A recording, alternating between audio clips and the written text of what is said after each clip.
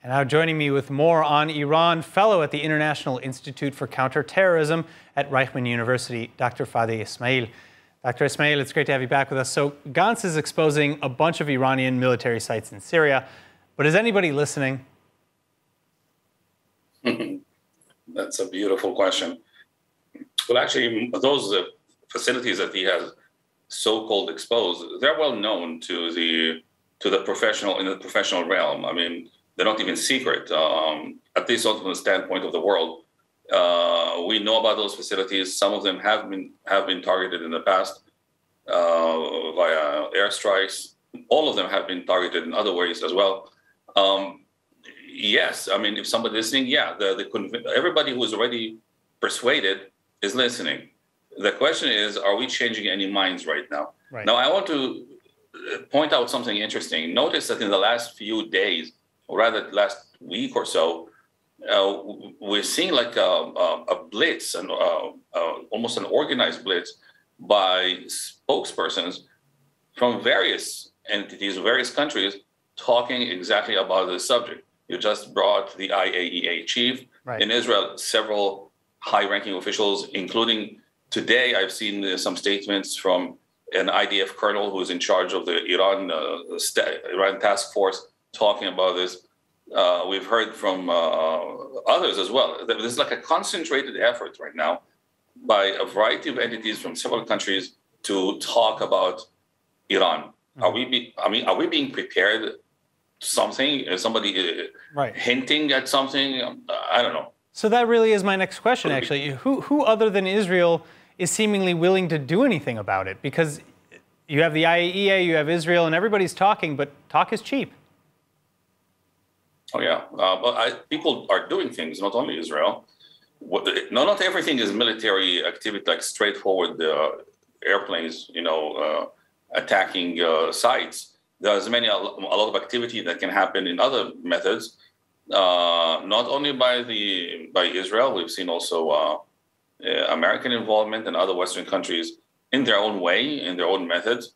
I don't think anybody in the world is interested in a nuclear Iran led by the Islamic Revolution government, by that mullah regime. Right. The real issue is the regime and the way they think and their goals and their attitudes and hopes for the future. That's the problem, not the Iranian people, nor the country itself.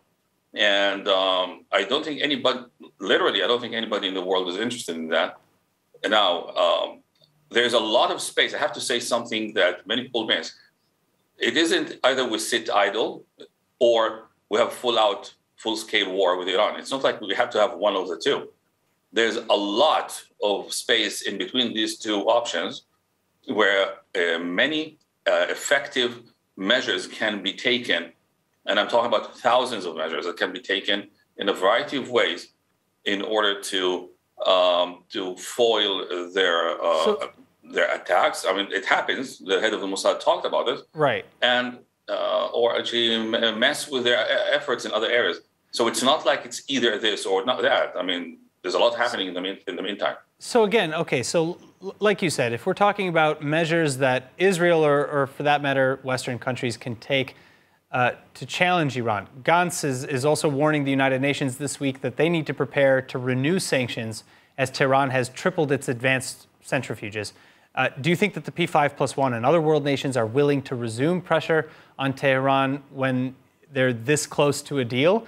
And as you said, as you mentioned about Mossad head David Barnea, he threatened to attack Iran directly on Iranian soil if need be.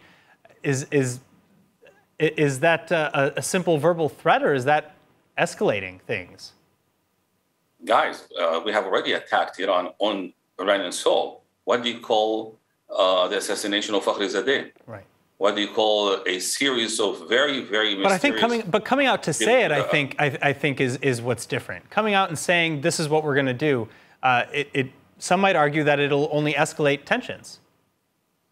And there's a point that is interesting to me, as somebody who loves game theory.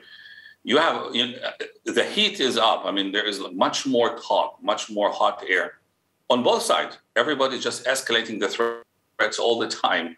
And I'm beginning to suspect that each side is goading the other to make the first dumb mistake. All right, Dr. Fadi Essmaeel, thank you so much again. Thank you for having me. Have a great day. Hi everyone, it's Emmanuel Kadosh. I wanted to invite you all to subscribe to ILTV Plus, where you can find our daily news and updates about Israel.